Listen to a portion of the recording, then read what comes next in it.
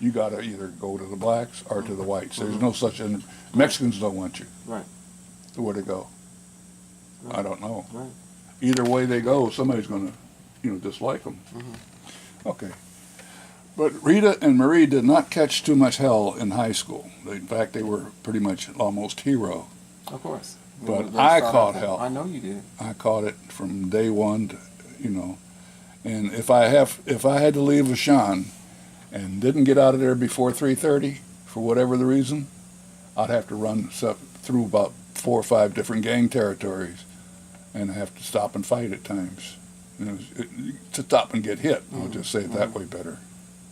But anyway, it's just, I got the same problem. That's why I live right where I do. There's no blacks in this subdivision.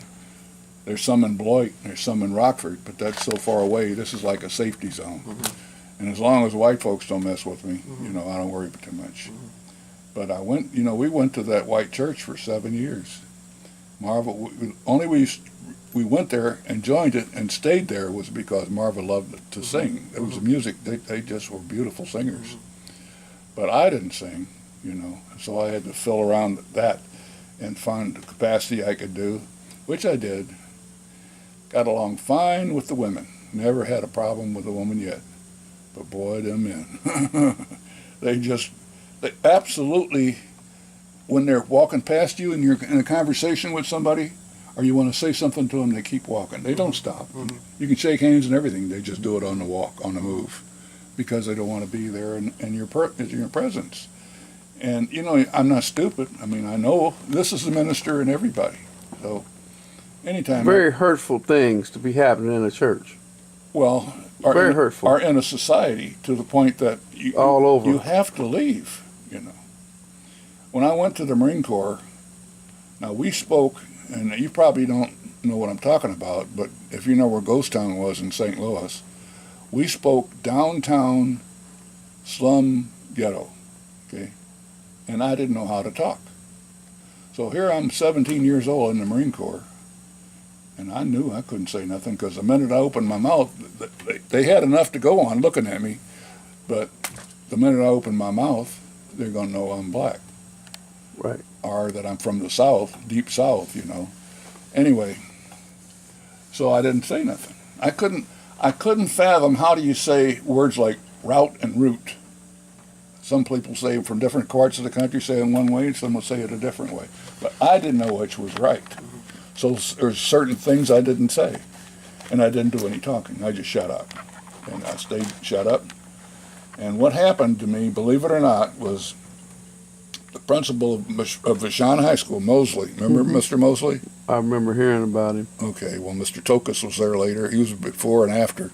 But anyway, Mr. Mosley wrote a letter in my behalf of to whom it would make concern, in the Marine Corps hierarchy, that this Bob Whipple graduated summa cum laude, straight A's, everything that my sister Rita got, he gave to me. Football star. I wasn't allowed to play football because you know why? You had to be home. You had to be home before the practice started. I had to go to work, but that's not why. I see what you're saying. The reason was that they would say, Coach Salters, you ever heard of him? He was lighter than me and great big guy, about 6'4", and he was a football coach, and he said that his brother was attacked and they killed him. They broke his neck in a skirmish. And that because of that, he wouldn't allow me to play football because all he'd say is, get that white boy. Whether it was the opposite team or my own team, And he said, no, you can't. And I really couldn't. I was too low. I weighed 150 pounds. And, soaking wet, huh? Yeah. Back then. Or fast enough. But anyway, I wanted to play. And I had to go to work anyway, right after school. And so I didn't have time. I was taking off from work to play football, But anyway, he wouldn't let me play. And my nickname was White Boy. And teachers would, come here, white boy, do this, do that, And if I was walking out down the hallway in the school, holding a girl's hands or carrying her books or whatever, somebody would bump me and knock me against the locker and tell me, you don't do that. You don't touch that, that girl.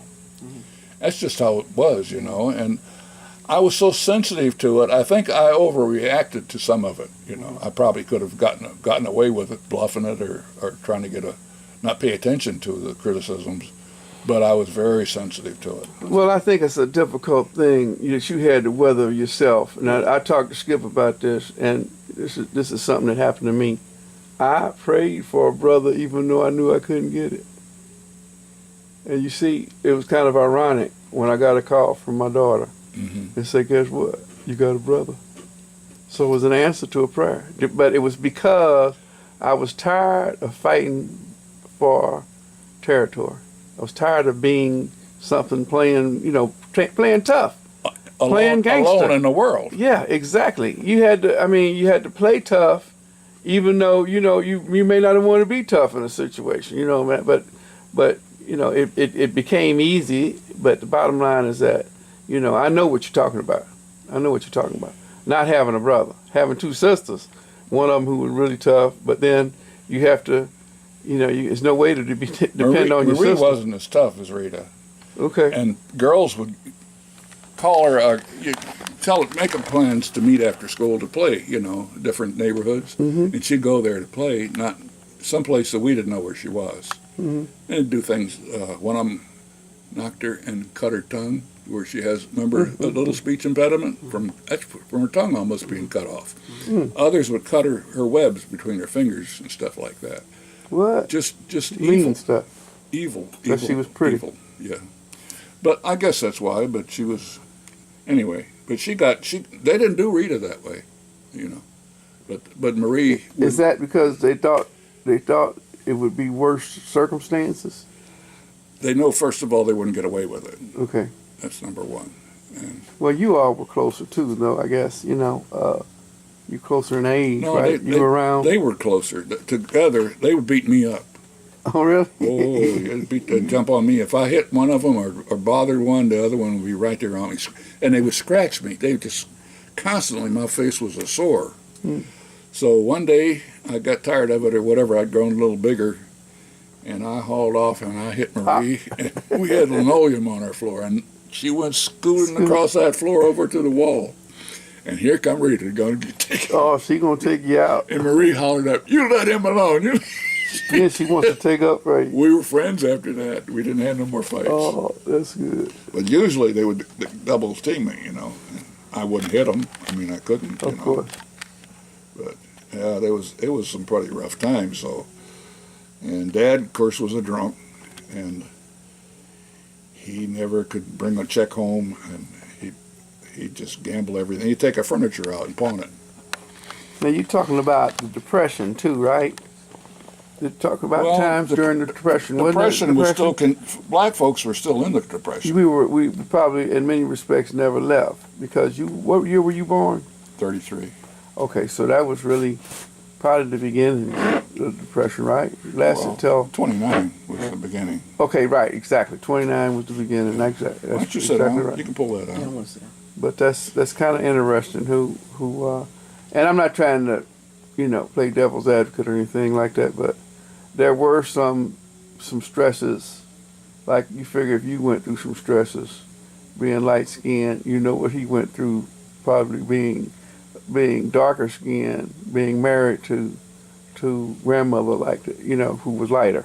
Oh yeah. There was some stresses involved in that. They would cut the screen when we lived on the alley. They would cut the screen down this way and over this way and peel it out, and a leg would come through from the alley, And I slept, my daddy was in the hospital, and I'd be in the bed with my mother and see that leg coming in there, and I didn't know if it was a phantom or what, but I'd grab a hold of it and bite it. And many guys got a scar on their leg. Well, I don't say many, but at least a couple do. But trying to get to my mother is what they were after. They didn't want no money or nothing. They were trying to get her. And that was a constant with somebody trying to get my mother because she was white, in a whole all-black neighborhood. And she never had a friend, and her sisters disowned her. That's why I won't have anything to do with that cousin that I still have today. I see what you're saying. Did she reach out for you? Huh? Did the cousin reach out for you? She wrote finally something in a Christmas card that we should get together, and bury the hatchet or whatever. But that hatchet's. She was the only one that ever kept any kind of. She, So this was mother's brother's daughter or mother's sister's daughter. sister's daughter I got you. and granddaughter, I guess. Mm-hmm. Anyway, she'd be my first cousin. Mm-hmm. But no, I don't have any time for that kind of thing after all these years because they hurt my mother so bad. And all she needed, she had two sisters that could have either written her a letter or Something. or come by once in a while, you know. And they did once or twice. They'd come by the house, and they wouldn't even come in the door. Mm. But they didn't help any, and they didn't. And then her mother came to St. Louis and decided she was going to live with us, you know. Well, she tried. Oh, really? Huh? Really? Oh, yeah, but guess what?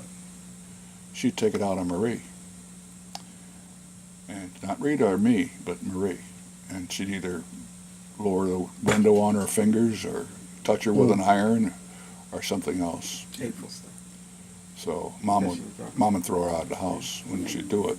But she never had a friend. She never, not nobody. In the whole time that I knew her, in her whole life, she never had a friend or a relative she could talk to. She didn't like Gladys, and she didn't like Christine, you know, out there in California at all. She didn't.